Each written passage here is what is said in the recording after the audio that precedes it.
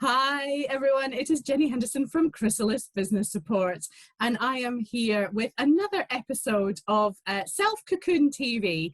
As you know, we've been recording a number of episodes over the last couple of months under Chrysalis Business Support with some of my key contacts and friends in the area and in the industry. And I am delighted to be joined today by a very good friend of mine who is Rosie from Bees Knees Marketing. Rosie's been in business for about 3 years now, 3 years this month. So yay, congratulations for that to you, first of all, Rosie.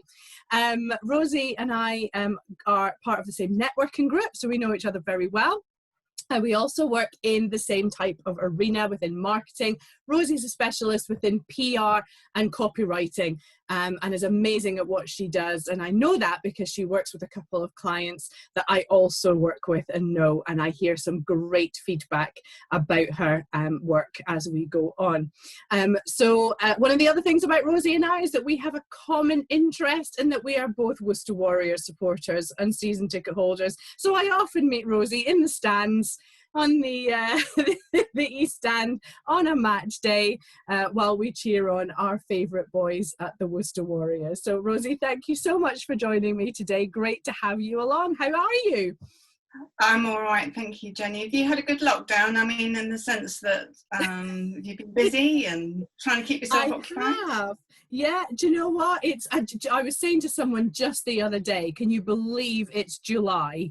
You know, when we went into lockdown, I remember it was still March, and I remember having this thought, it'll be 3 months, it'll be June, July by the time we get out, and then looking and going, oh, how are we going to get through 3 months? We're only in March, so April, May, June, to, you know, and it just seemed to be a way away. And we're here. You know, it's like, how did we get here? It's ridiculous. I think time just seems to go faster. But no, I've been great. I've been extremely fortunate. I have been busy. Things have been good. The hair is getting longer. The good news is I do have a hair appointment. That is the most important thing in my life at the moment. Very nice. Very nice. I know, it's terrible. Everybody says to me, I'm not doing another video with you, Jen, until I can get my hair cut. So you but we are here and we are done. So yeah, so it is going well. It's going well. And what about you? How have things been for you? Yeah, I have been really busy. I learned to ride a bike again, which has been fun. But a few bruises at the beginning, but hey, you know, I'm there now. I can get around the block, which is great.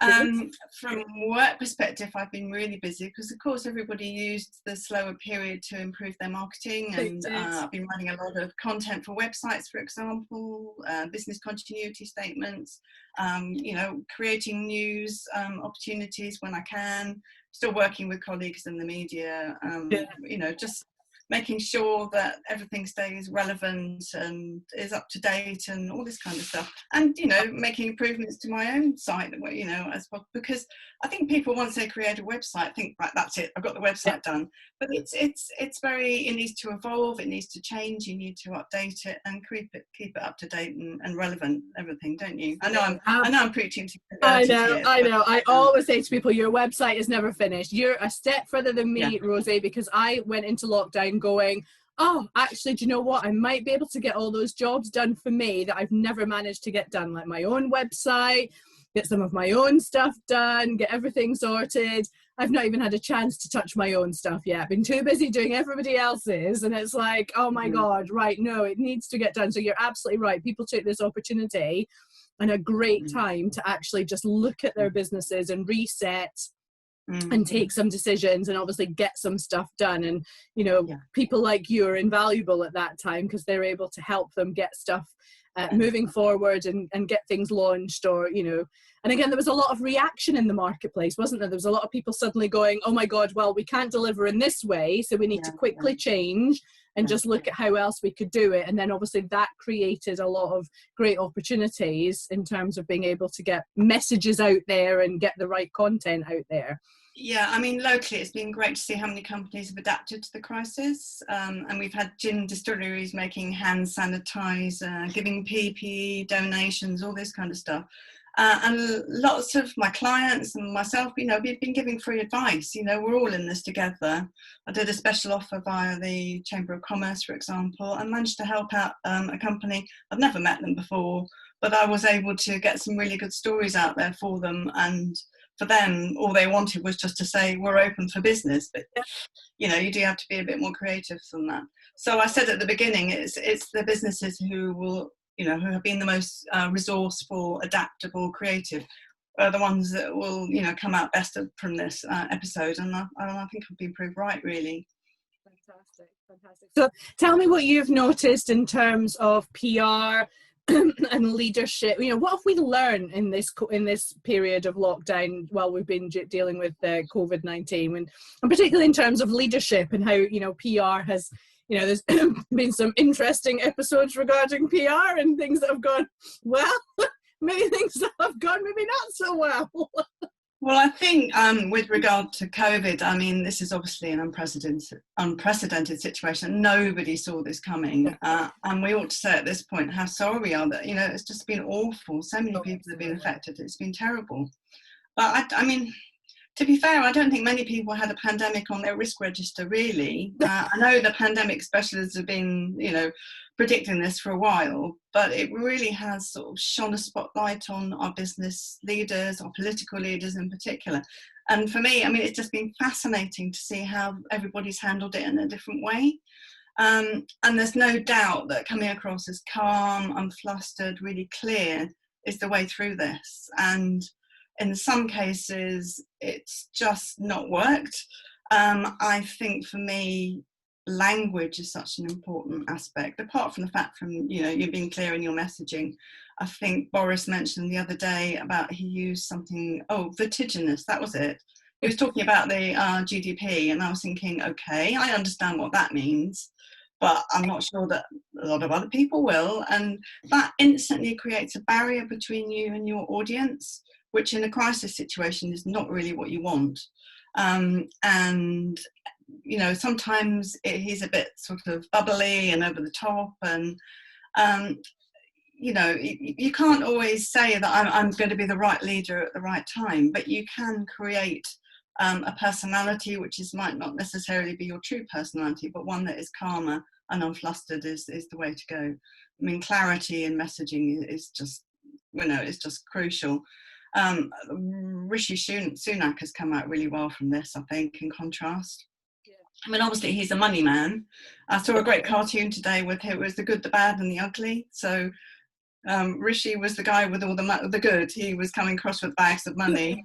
Boris was the bad, and he was dressed up as a gangster. And Dominic Cummings was, well, I don't know what he was. He was Clint Eastwood in High Noon. But I think the thing is, he has been so positive. He's come across as very clear. People can relate to him. I think those things are really important. Trump, well, we won't even go there, I don't think. I don't think we've got enough time, Rosie. But the one that's really shone for me, and I think we touched on this in a recent conversation, is Jacinda Ardern, you know, the New Zealand Prime Minister, because she's been excellent throughout. Not only because of her style, but, you know, just the clarity of the message. She's been really, really clear in terms of the language that she's used, the type of messages, and she's been very imaginative in terms of the channels that she used. You know, she got on, she didn't think anything twice about, you know, getting on Facebook Live in her pajamas, having put her toddler to bed, and just saying, look, you know, I just want to say this is where we're heading and this is why we're doing it. Absolutely brilliant. And if you think about, you know, one of the government's clear messages here has always been, we're in this together. We're all in this together. But, you know, there's no better way of demonstrating that than just sitting down on your sofa and just saying, look, guys, this is where we are. This is where we're heading. So I think it's been very interesting. So, no, she has, and again, you know, you talked about language and talking to your audience, and I remember one of the messages that really caught my attention with her was at Easter time, when she actually spoke to the children. And, you know, she created a message and she spoke to the children about, you know, the Easter bunny, and don't worry about the Easter bunny, and, you know, and I just thought, oh my God, that's so creative, imaginative, but also that she's also then giving the message from her to the children, so that the parents don't have to try and come up with all the different, they were able to say, well, listen, she told you this might happen. She was almost giving them the permission for the parents to be able to say to the children, the message wasn't necessarily for the children, it was more for the parents, to give them that kind of way of going, oh, okay, I forgot about Easter, we've got that thing coming up. And I just thought that was a really clever way of showing the humanity and the way that she was able to communicate at that level through what she was saying. I think so. She's very relatable as well, and I think people respond very well to that in situations of crisis. So lots to learn. In terms of our business leaders, it's been very mixed, hasn't it? I mean, I think it was the Weatherspoons guy just basically said, bye, go and get yourselves new jobs. But other leaders have been fantastic in terms of the way that they've supported their staff. They've got on Zoom, they've talked to their teams every day, checked up on them, all this kind of stuff. So still lots to learn, and still may be lots to learn. But do you think the style of communication has had to change because we have had to do it in a different medium? Do you think that's had an impact at all? Or do you think it's more important with the clarity of message and the frequency as opposed to how it is being delivered? I think people are probably learning as they go along. They will see how audiences respond. I mean, you can see immediately on social media now how things have gone down. So I would have thought that they were probably adapting their style to make it just make it work basically for them and their audiences. There's no rhyme or there's no specific way to do it. You just have to find a way that works for you and for your audiences, really.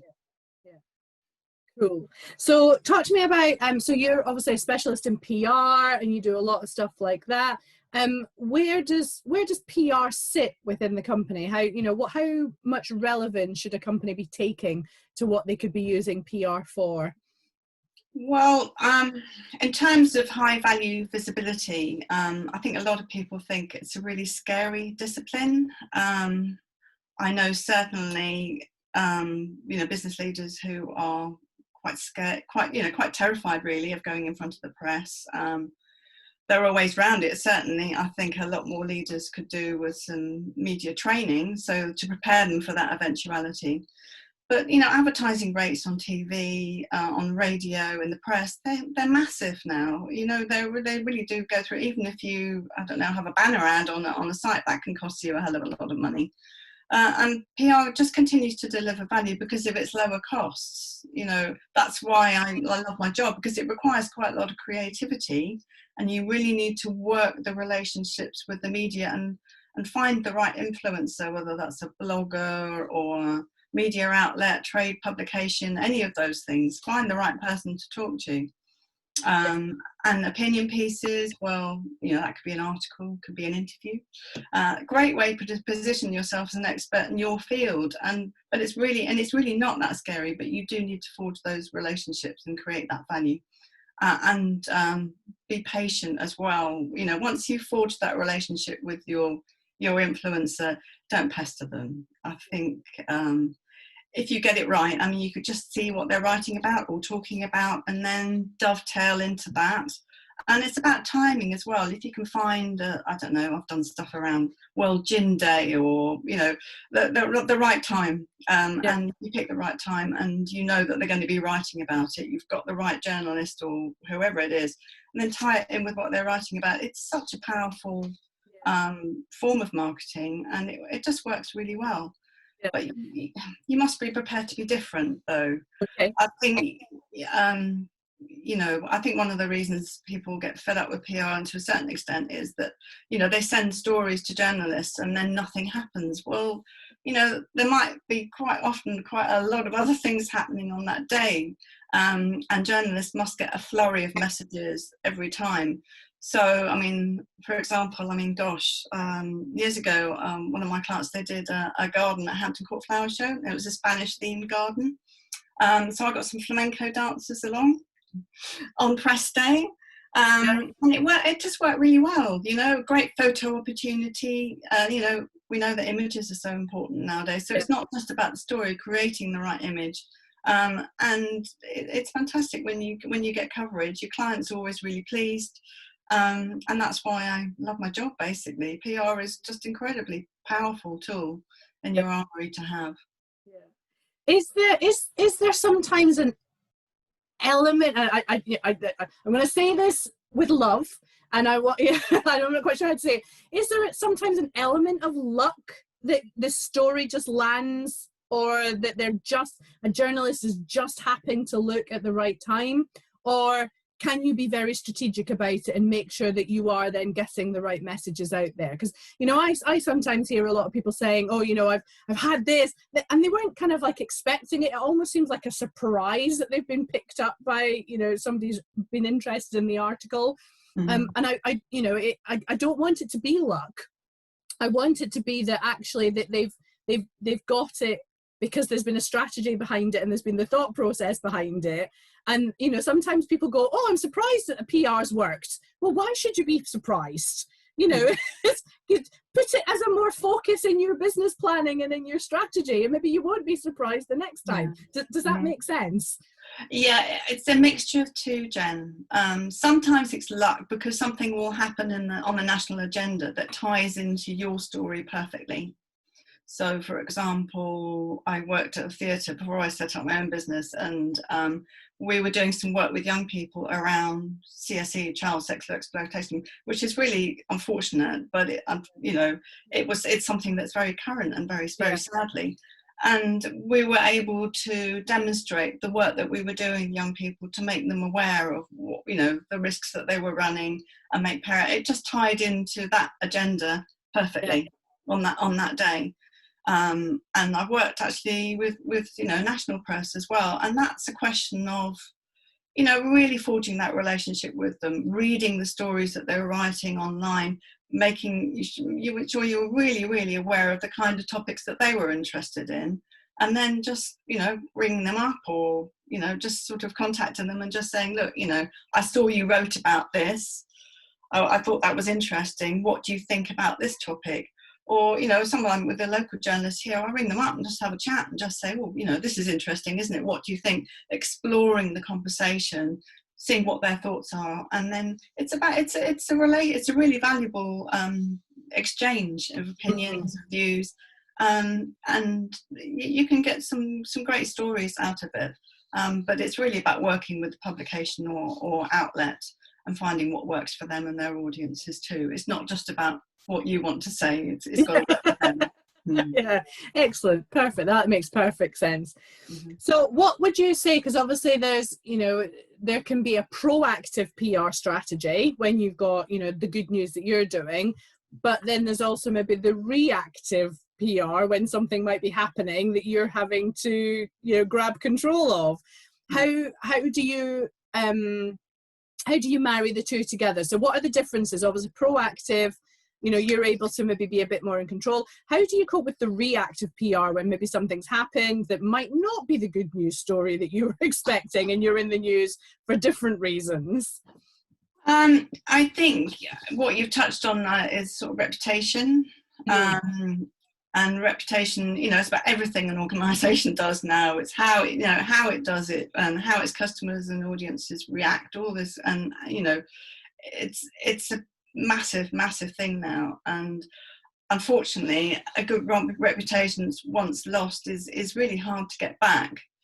So what you really have to do is work with your execs and make sure that they really think through what would happen if things went wrong, and have a plan, and work with them as well to just track what their audiences are saying about them.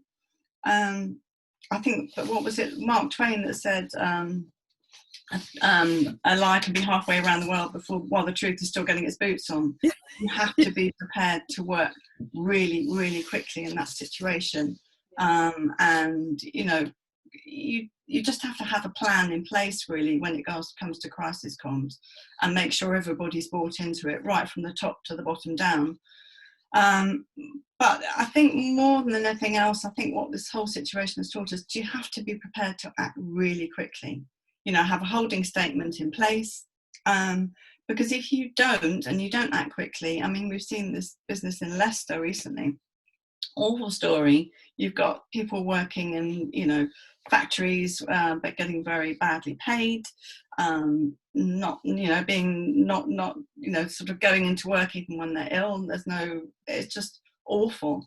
But the result has been for Boohoo, who incidentally say, you know, they're not one of our registered suppliers, they've lost £1 billion in their share value. So you just need to be aware how quickly your reputation can change, literally in seconds, and be in sort of keep and, you know, have a plan in place to make sure that you can manage everything as best you can.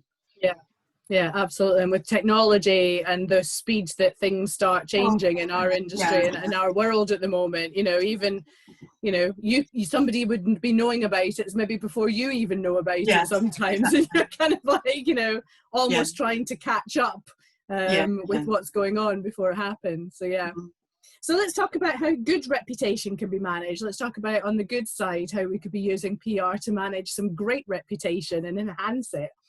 Well, I think, I suppose it goes back to working with journalists, working with influencers within your market. It's a great way to, you know, if you manage your reputation well, you can really showcase your expertise and show that, you know, not just say, oh, I'm good at something, but, you know, demonstrate it, show how you created value. You know, I mean, we always say in marketing, you know, share, if you have good feedback, share it. You know, there's nothing more powerful than sharing a testimonial. You know, it's not me saying I'm good, it's your clients saying you're good at what you do. It's all those kind of things, very positive messages, and working with the influencers within your market. I think that's where PR comes into its own, really. So we talked about, you know, you love the creativeness of your industry and what you can do. What if somebody sat here listening to this going, yeah, but I've just got a boring industry. You're never going to be able to think of anything creative within my industry. I just can't ever create good news stories. You know, what's the kind of response to that type of attitude or that type of statement? I mean, I hate this term, but you have to think outside the box. I do have a perfect example of this. I got contacted by a welding company in lockdown because they were desperate to get some business. They wanted people to know that they were open. This is the case that I referred to earlier, and they just wanted people to know that they were around. But that in itself is not PR. No. It really isn't. That's advertising. So I thought about it, and I talked to them about the kinds of products that they supplied. I thought, okay. And I said, well, do you supply anything that's PPE related? Oh, yes, they said. We've got gloves, we've got, you know, visors, we've got all these kinds of things. So I contacted a local care home to them, only about 5 miles up the road, and I just said, look, guys, do you need any PPE? Is there something? Do you need anything? And they said, well, yeah, we could really do with some gloves and sanitizers and maybe, you know, a few bits and pieces. So I got Richard, my client, to go along there and make a donation, a photo of it.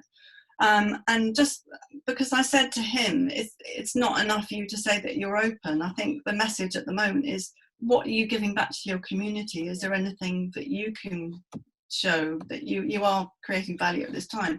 So that's what they did, and it did really well for them. You know, it got them in the local press. So obviously it said that they were open, but more importantly, it said more about their values as a business. And that was quite a tough call. It was really, I had to think hard about that because, you know, normally they supply garages, you know, for welding equipment and all this kind of stuff. You really do have to think, be prepared to think quite widely. And another client of mine, I encouraged them to create a cocktail, but it was a charity cocktail. They had they'd affiliated themselves with a church charity who do quite a lot within their local community. And I said, well, it's a great thing to do, but, you know, what else can you do? I said, well, why don't you invent a cocktail? So they did, and they called it, I can't remember what they called it now.